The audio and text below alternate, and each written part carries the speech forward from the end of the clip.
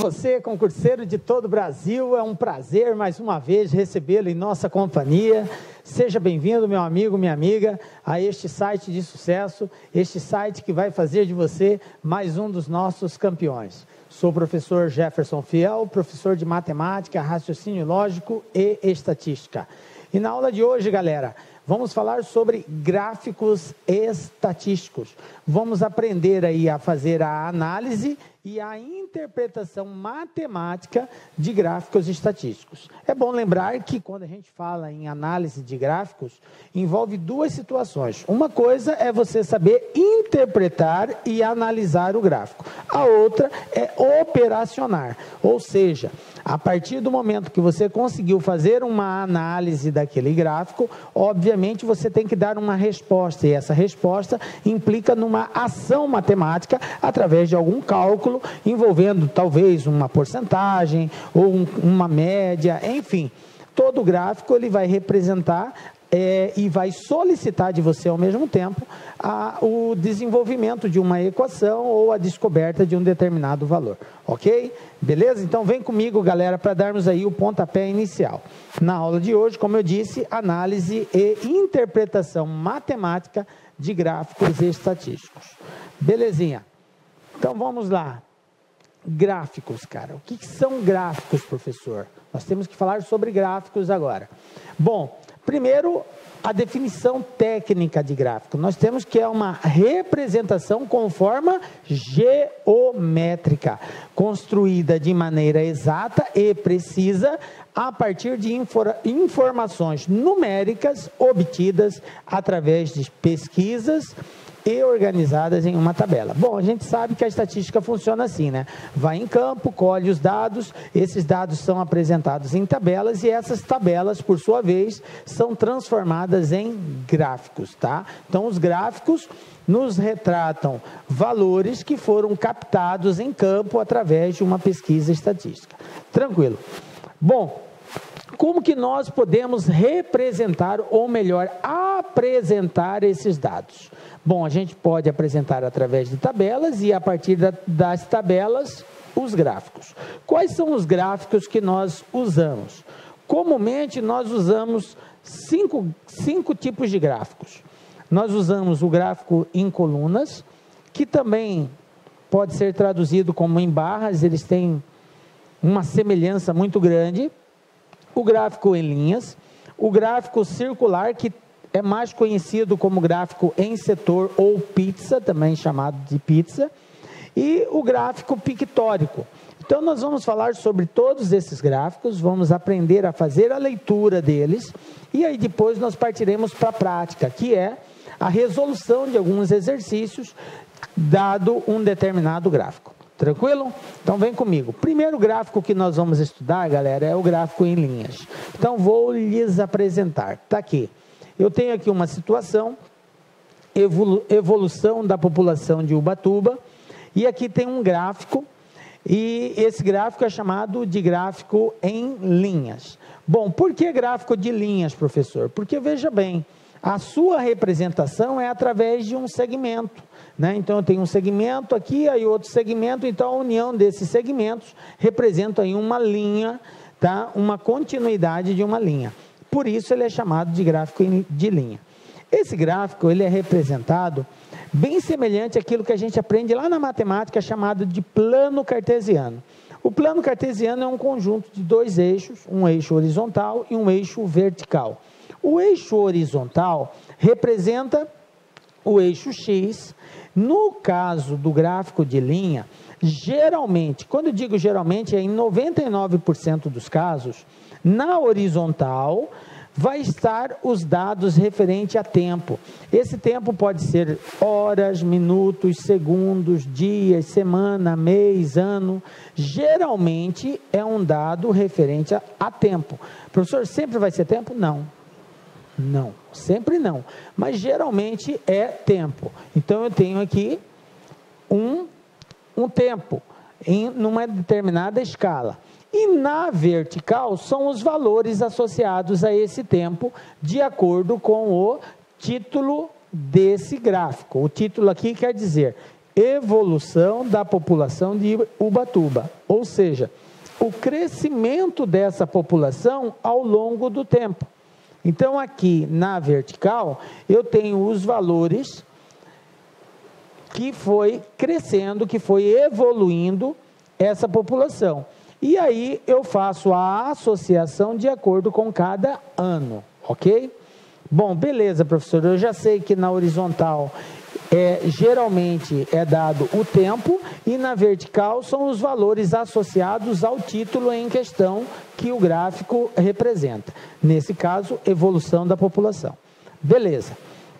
Então, vamos fazer a leitura desse gráfico. O que esse gráfico representa para nós? Ele nos representa que no ano de 1980, se você traçar aqui, você vai verificar que o ano em questão é 1980. Que no ano de 1980, a população era, você traz para cá, superior a 20 mil, mais ou menos em torno de 30 mil, porque está mais ou menos no meio entre 20 e 40. Só para você ter uma ideia, aproximadamente aí, umas 30 mil pessoas, que era a população de Ubatuba no ano de 1980. Aí vamos para o próximo ano, 10 anos depois, 1990, 1990, e aí você traz para cá, você vai representar, vai verificar quanto que tinha no ano de 1990. Então, no ano de 1990, já estava acima de 40 mil pessoas, olha só, praticamente 50 mil pessoas aí, bem superior a 40 mil. 50 mil seria exatamente no meio, então tá bem próximo de 50 mil, então seria mais de 40 mil pessoas, ok? Não tem como a gente precisar, mas dá para a gente ter uma ideia, é superior a 40 mil. Beleza, e no ano de 2000, o que aconteceu no ano de 2000? 2000, ano de 2000, aí você traz para cá, no ano de 2000 nós vamos ter uma população mais ou menos em torno de 60 mil habitantes, ok? E com isso, a gente faz um diagnóstico, uma leitura do gráfico. E é muito importante que você saiba ler isso.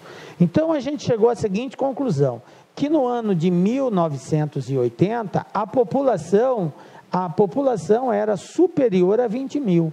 Era mais de 20 mil pessoas. Qual outra conclusão? Que no ano de 1990, a população já era superior a 40 mil. E que no ano de 2000, ela chegou a praticamente 60 mil habitantes, ok? Então, é assim que nós fazemos a leitura do gráfico de linhas. Então, nesse primeiro momento, o que é importante você entender? Que gráfico de linhas é esse formato de representação, através de segmentos, onde há o encontro de cada segmento, o ponto de encontro, tem uma referência no tempo. No caso aqui 1980, aqui 1990, aqui 2000, ok? Beleza?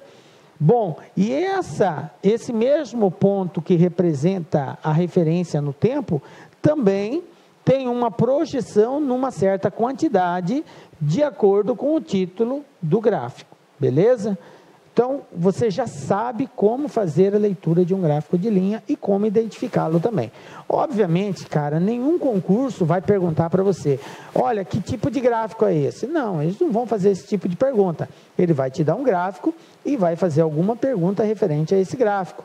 E, geralmente, as respostas, elas são obtidas através de uma comparação ou simplesmente de uma análise na vertical e na horizontal. Tranquilo? Belezinha? Então, está aqui o primeiro gráfico nosso.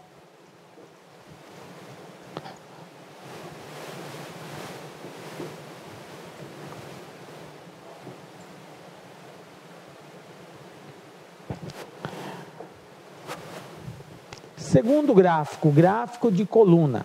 Bom, o gráfico de coluna são essas barras verticais apresentadas aqui. Esse aqui é chamado de gráfico em coluna. Qual que é a diferença do gráfico de coluna para o gráfico em barras? Que o gráfico de barras ele é representado assim, ó. na horizontal. Olá, meus amigos, minhas amigas, sou o professor Luiz Antônio Carvalho e peço licença para vocês para convidar vocês a conhecerem o nosso super curso básico para o concurso do Banco do Brasil 2018. Como vocês bem sabem, o edital do Banco do Brasil está publicado e nós aqui do Lá Concurso nós não podíamos ficar de fora dessa seleção, até porque nós temos uma tradição.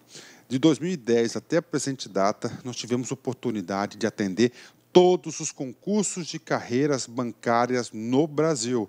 Não é agora que nós iremos aí ficar de fora. Concurso do Banco do Brasil, edital publicado, edital na praça aí.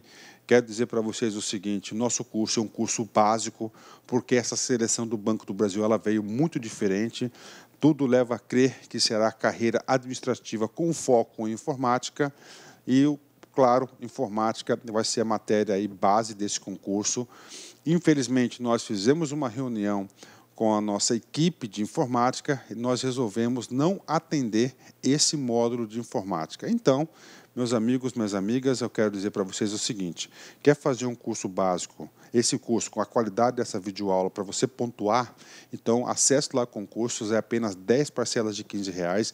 Lá você vai ter aulas completas de língua portuguesa, atualidades do mercado financeiro, conhecimentos bancários, matemática, probabilidade e estatística aqui no Lá Concurso, todos esses módulos por apenas 10 mensalidades de R$15. E um grande detalhe, tá?